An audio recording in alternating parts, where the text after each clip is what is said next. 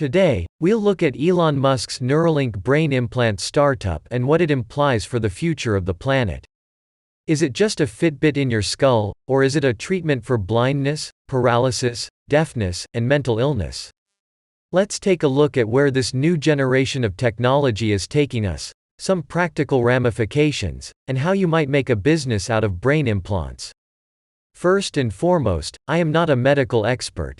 Everything in this video is based on conjecture. Please do not accept my advice on whether or not you should have a brain implant.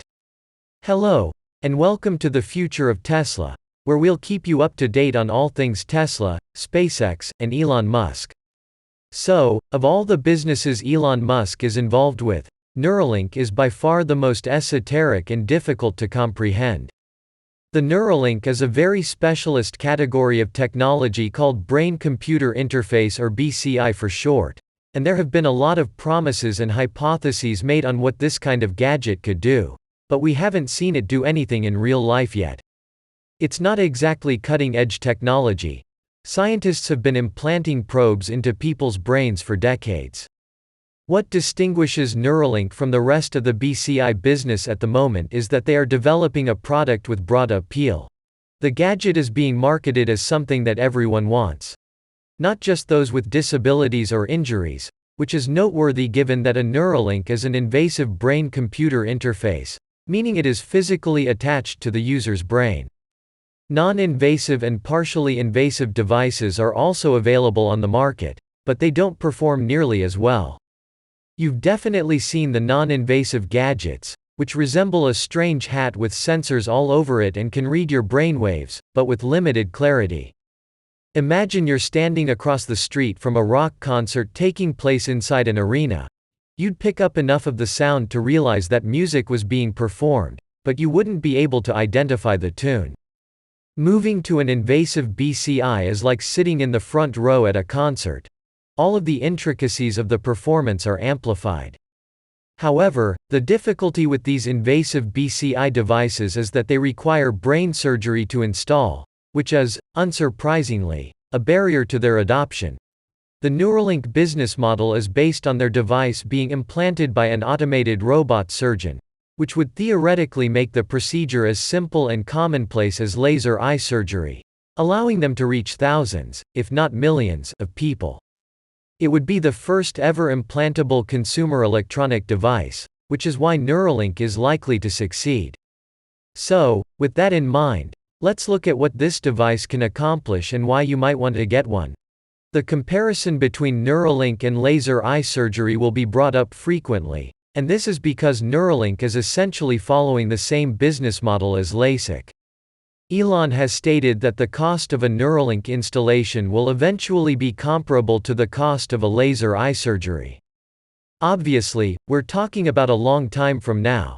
The Neuralink must first undergo years of clinical studies before it can be released, and early adopters will have to pay a premium to be among the first in line.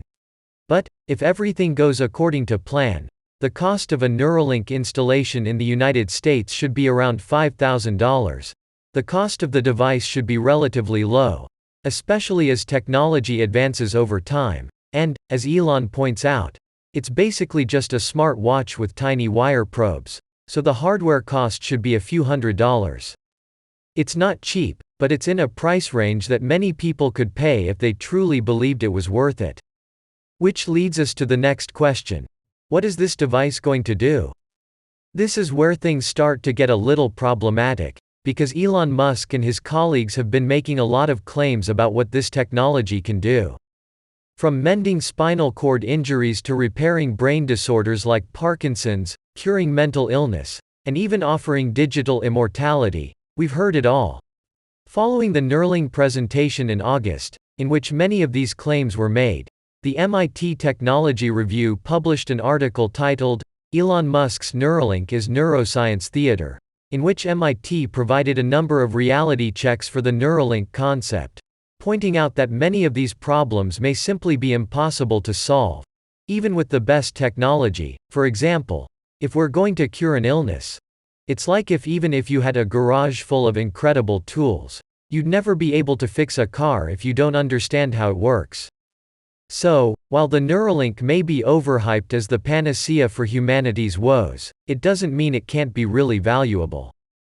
By the way, if you like what you're seeing, please subscribe to our channel, where we keep you up to date on all the latest news from Elon Musk, Tesla, SpaceX, and, of course, Neuralink. It only takes a few seconds to subscribe, and while you're there, if you could leave a like on the video, that would be greatly appreciated. The ability to control a computer or electrical gadget only with brainwaves is something we know is feasible with invasive BCI. BrainGate, an initiative at Brown University in Providence, Rhode Island, pioneered this research in 2004. In late 2018, researchers from BrainGate revealed that persons with ALS, commonly called as Lou Gehrig's disease, could control an iPad solely by thinking about it. This is the first step that Neuralink is projected to take, and it would be a tremendous stride forward in the quality of life for paralyzed persons. They could easily speak and express themselves, read, browse the web, and even make artwork using only their minds, going beyond simply operating a tablet and employing the same mechanism that a Neuralink could use to manipulate a prosthetic device. There is also precedent for this technology. We could circumvent that broken link to obtain signal from the mind to the muscle in most situations because paralysis is caused by a broken connection between the brain and the muscles. People can regain use of a paralyzed limb by using an external device that sends electrical signals directly to their muscles. A University of Miami Miller School of Medicine research effort was able to link electrodes in a patient's brain with a prosthetic device linked to his forearm. After being paralyzed in an automobile accident, the patient, German Aldana, was able to use his hand to grasp simple objects once more.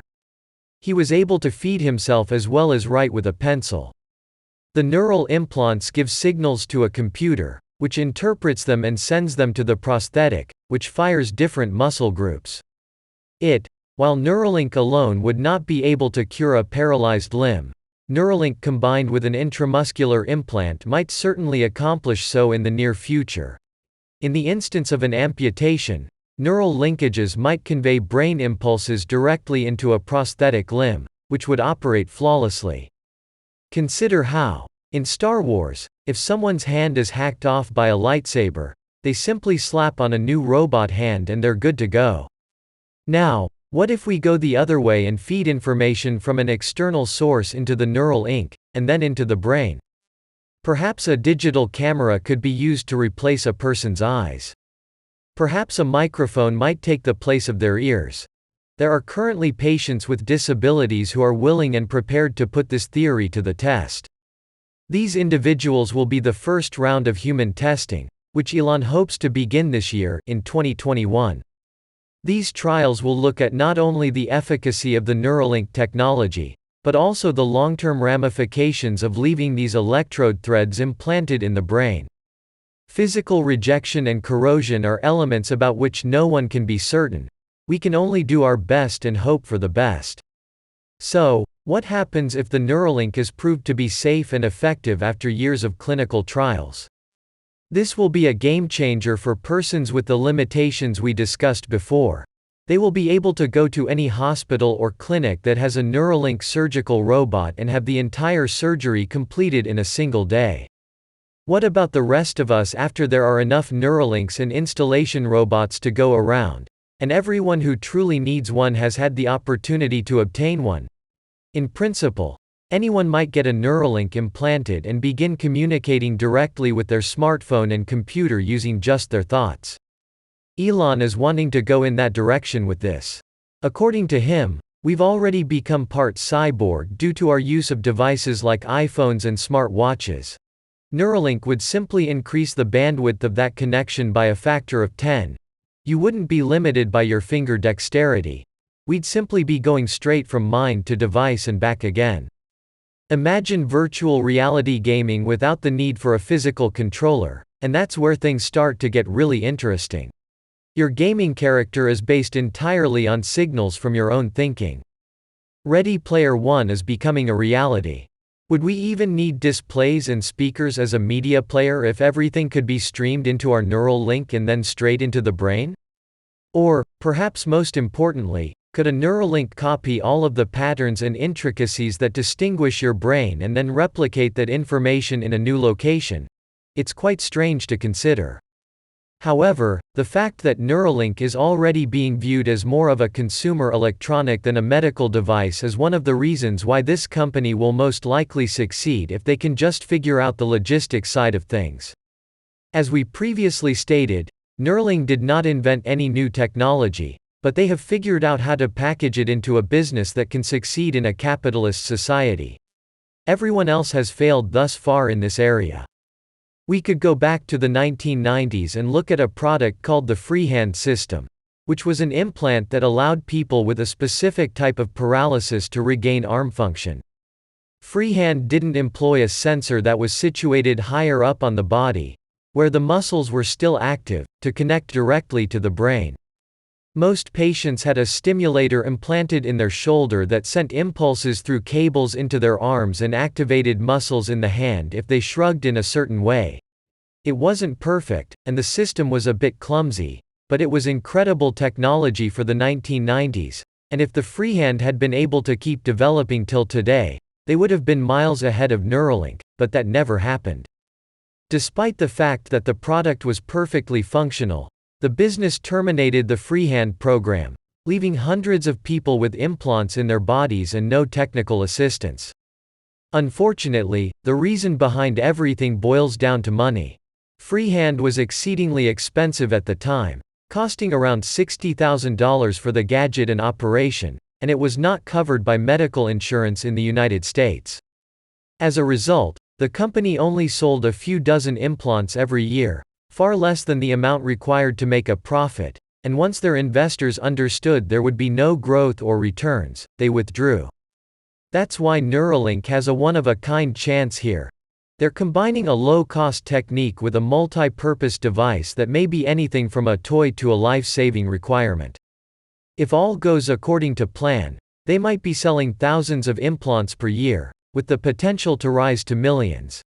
We may reach a point in the future where brain implants are as prevalent as smartphones, at which point there will be a whole industry built around selling different apps, software, and updates for use with your Neuralink. This is the type of company in which investors will be lining up to buy stock. At first, the notion of brain surgery becoming mainstream may appear bizarre. But, returning to laser eye surgery, it was first somewhat frightening to imagine a robot laser burning into your eyeball and changing the interior. But 30 years later, it's a fairly common treatment. It's a luxury, to be sure. It's not cheap, but it's also not uncommon. I believe that brain implants will follow a similar path to mainstream acceptance, and once again, we're talking about something that anybody can utilize, not just people with certain medical conditions. Practically anyone could acquire a Neuralink if they had the money and the want. So, guys, we're on our way to a wild future. It won't be here soon, but it will be here eventually. Who's eager to obtain their own brain implant? Let us know your thoughts on the topic in the comments section below. A quick reminder to subscribe to our channel. There's a link down below for more Tesla news and conjecture. If you want to learn more about Tesla, SpaceX, and Elon Musk, we have 2 more video alternatives for you to watch on the screen. If you enjoyed this video, please give it a thumbs up and subscribe to our channel for more weekly news like this.